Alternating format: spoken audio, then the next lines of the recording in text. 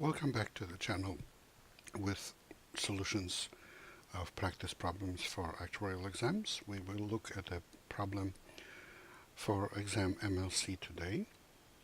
You have some information about links to various sites that tell you about my work.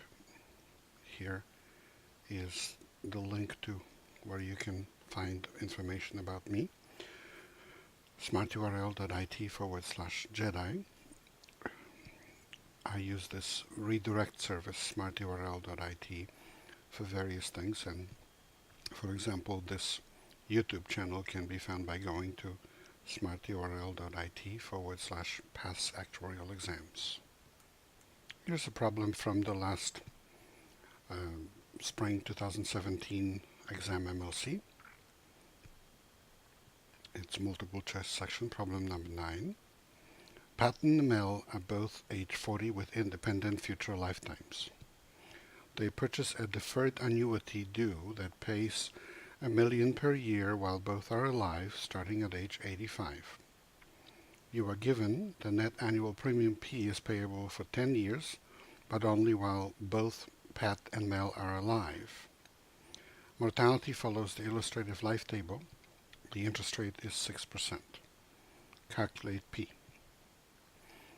One very important thing to remember is when you have a problem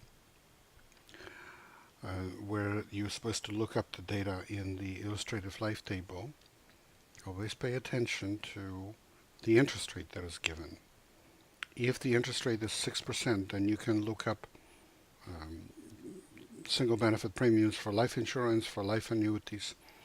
All of those things that are given in the table apply in the problem, because the table uses 6% interest rate. But if not, then only the actual data about mortality can be used.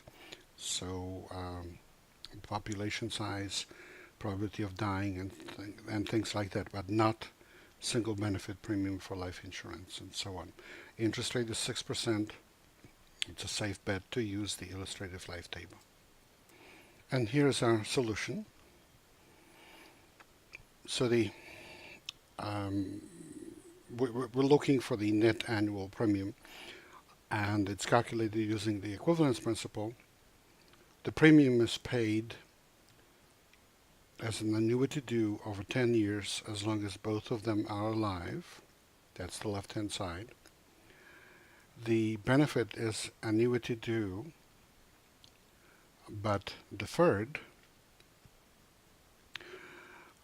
by 45 years, and that's where the pure endowment appears there. It's an annuity of $1 million.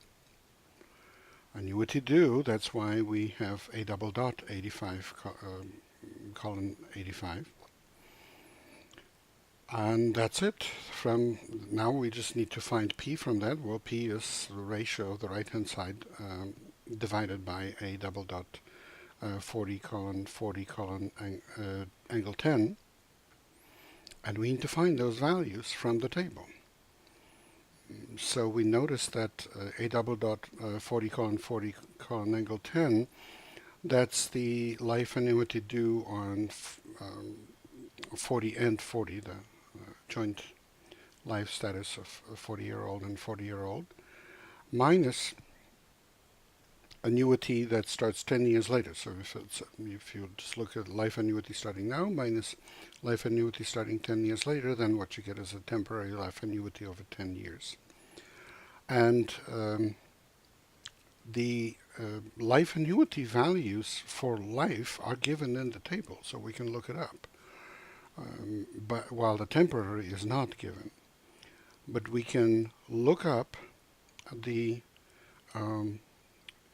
pure endowment factor for a single life. That's given in the table.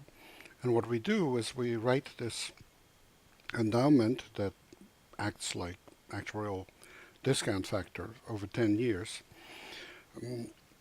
And we write it as the probability of survival for one of the two 40-year-old times the other. They're independent. That's why the probability of survival of the joint life status is a product of two probabilities times 1.06 to the negative 10.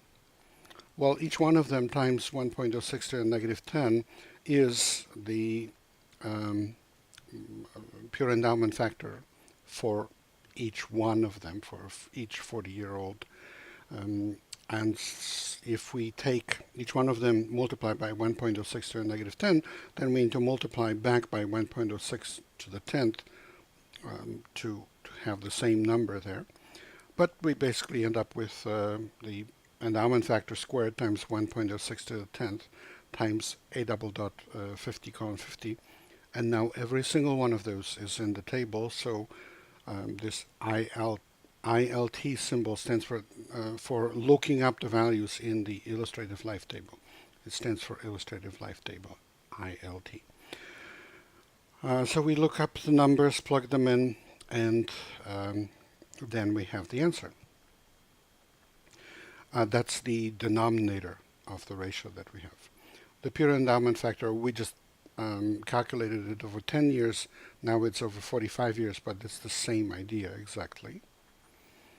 So we plug that in, plug the a double dot 85 colon 85 that's in the table again, and do the calculation, and we have the answer, 1954.01115. That's answer B, and that's the end of the story. Please remember that this is copyrighted material and that problems from all actuarial exams are reproduced with permission, but they belong to the Society of Actuaries in this case. Good luck in your studies and good luck on the exam.